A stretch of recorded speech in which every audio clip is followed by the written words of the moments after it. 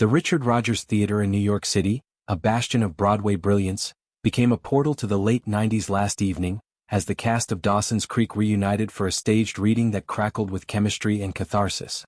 At the epicenter, Joshua Jackson, eternally etched in hearts as the roguish Pacey Witter, locking lips in a fervent embrace with Busy Phillips, who channeled scandalous high school teacher Tamara Jacobs with devilish delight. More than 2 decades after their on-screen sparks first flew, the kiss, a reenactment of one of the series' most taboo trysts, sent the audience into ecstatic pandemonium, shrieks and cheers cascading like applause for a showstopper.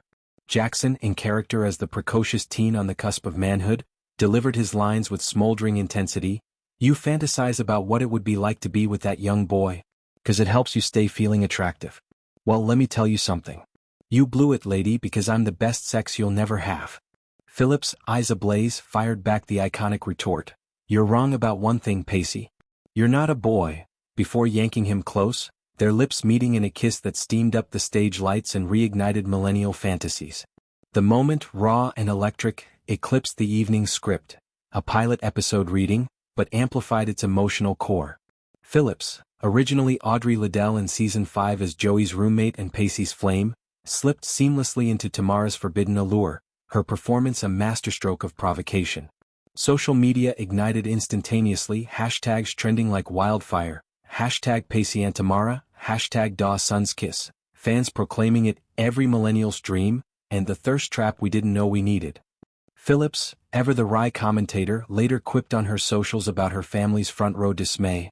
My children in the audience were not thrilled, a parental parenthesis to the passion play.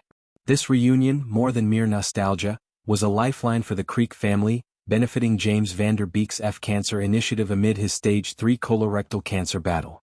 Absent in person, Vander Beek beamed in via video, his voice steady yet poignant.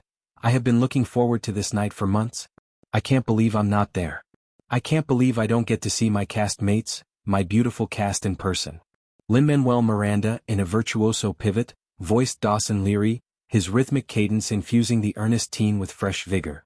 Even Steven Spielberg, the series' executive producer, chimed in with a cameo quip. Maybe someday I will get to have a Dawson's Closet, a nod to the show's confessional Creekside talks. Airing from 1998 to 2003 on the WB, Dawson's Creek chronicled the pangs of adolescence in Cape Side, a fictional hamlet where high school heartaches bloomed into college complexities. Choice Drama at the 2000 Teen Choice Awards, it captured a pre-smartphone innocence, its dialogues, penned by Kevin Williamson, dissecting love's labyrinth with precocious prose. Jackson's Pacey, the underdog with wit as his weapon, evolved from class clown to soulful suitor, his arc a blueprint for relatable rebellion. Phillips' Audrey brought bubbly anarchy to later seasons, her off-screen bond with Jackson translating to tangible on-stage fire. Vander Beek's Health Odyssey, disclosed last November, underscores the event's gravity. I have colorectal cancer. There's reason for optimism and I'm feeling good, he shared, flanked by loved ones' support. July updates on Today detailed dietary overhauls and yoga's bomb. The beauty of just taking things a little bit more slowly and prioritizing rest? I'm just on the journey. By March, marking 48, he reflected in a video titled, What Cancer Taught Me. The last year has been the hardest of my life. Coming nose to nose with death had helped me redefine who I am. Isolation during treatment prompted existential reckoning. If I am just a too skinny, weak guy, alone in an apartment with cancer, what am I? Yielding grace. I am worthy of God's love simply because I exist. And if I'm worthy of God's love, shouldn't I also be worthy of my own? His words, a clarion call, urge viewers to embrace self-worth, belief optional. The cast's alchemy shone throughout. Katie Holmes as Joey Potter, her girl-to-woman poise mirroring the role's growth.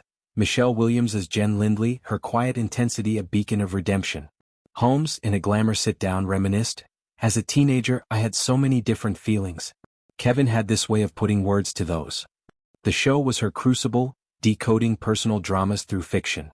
On SiriusXM she marveled at its endurance. It's pretty wild. Life now is so different than the simplicity portrayed between this group of friends. Offstage bonds endure. Holmes and Jackson recently wrapped a film, their chemistry undimmed.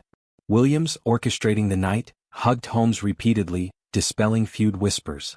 Flashback reels preceded the curtain, a montage of youthful exuberance priming tears and laughs.